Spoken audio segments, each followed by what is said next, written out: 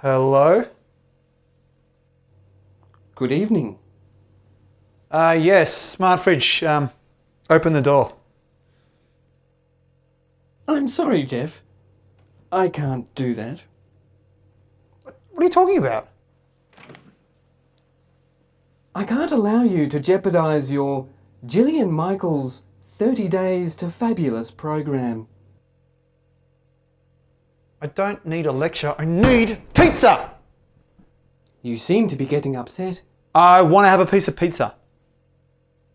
Perhaps you can have another bite to eat in the morning. I'll see you tomorrow.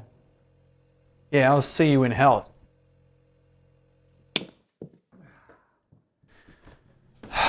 Thank you.